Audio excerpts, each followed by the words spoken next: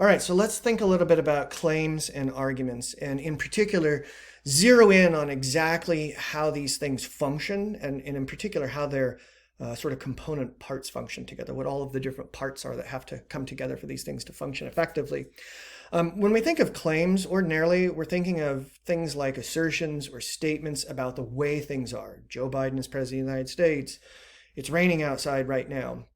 And these claims about the way that things are either true or false. We might not know which, but we recognize that when somebody makes a claim about the way that things are, the claim is either accurate or it isn't.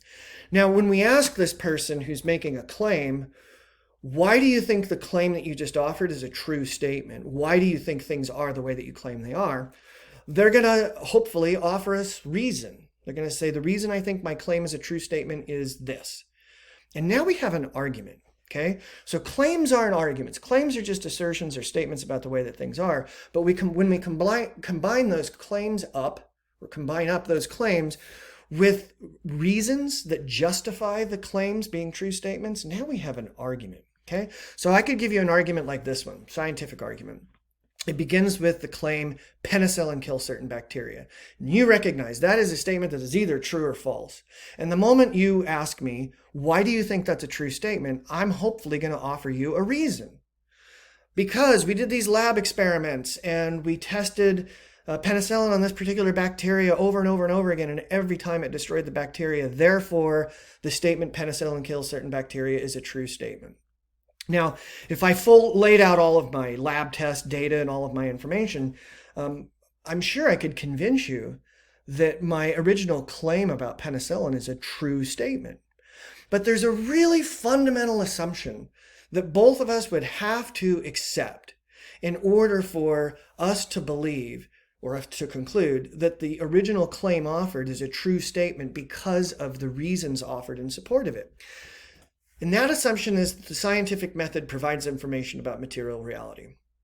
That assumption, which is probably going to go largely unsaid, right? You're not going to probably ask me to justify the validity of the scientific method in order for you to accept the argument that I have offered you.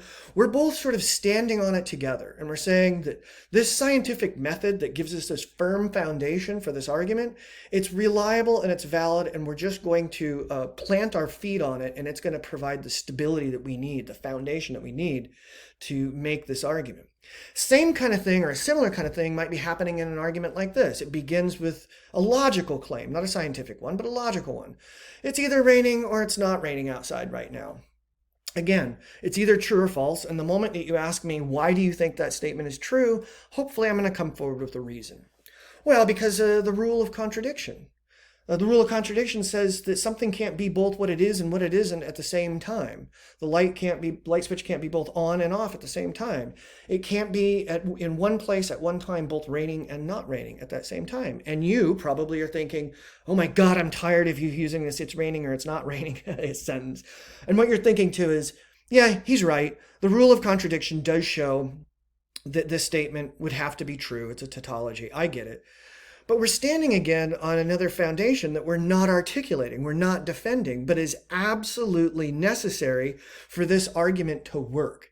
And that foundation is the foundation of logical principles and their reality. So we're standing on this assumption that the rules of logic are real and they are reliable, and we don't even need to defend them. We can use them as the foundation for this argument. Now, I want you to keep this idea of the foundation and its importance to the argument, the foundation assumption, when we consider a moral argument, okay, that begins with the claim slavery is immoral. Okay, you can see this little artwork of a Greek slave. The claim slavery is immoral is either a true or false sentence. And so you look at me and you say, why do you think that's true?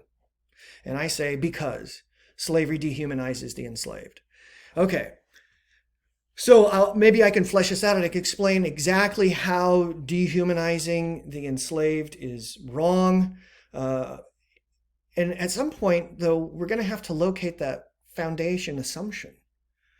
What is it about dehumanizing slaves that should cause me to conclude that this practice is wrong? Is it the way I feel about this? I just don't like the way that sort of that slavery appears to me. It's disgusting or it's repulsive. I don't like it. Is that the assumption that I stand on?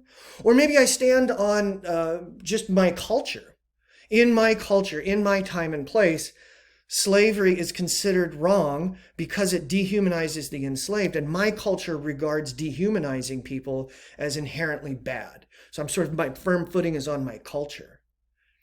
Well, if it's either one of those things, if it's just my feelings or my thoughts or my culture, then that means that if I stand on the foundation of another culture, then maybe this argument no longer works. Right? The foundation, if I'm standing on the foundation of my culture or my own idiosyncratic beliefs or feelings, then the value of the argument completely shifts when I change my assumptions. The same thing would happen with the scientific argument about penicillin.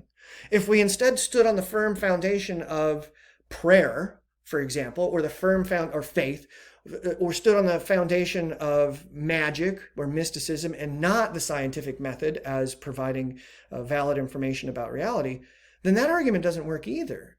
Okay? So the question for us is, when we make moral arguments, what's the foundation? What's the assumption that we're going to rely on to build that argument? Okay, and have it be a very reliable foundation. It doesn't seem like, and we'll look at this more coming up, if I'm just going to build a foundation of my own individual feelings or my group's sentiment, my culture sentiment, that doesn't seem like it's a very good foundation for making meaningful moral arguments. We'd really just be making arguments about what a particular person or a particular group of people likes.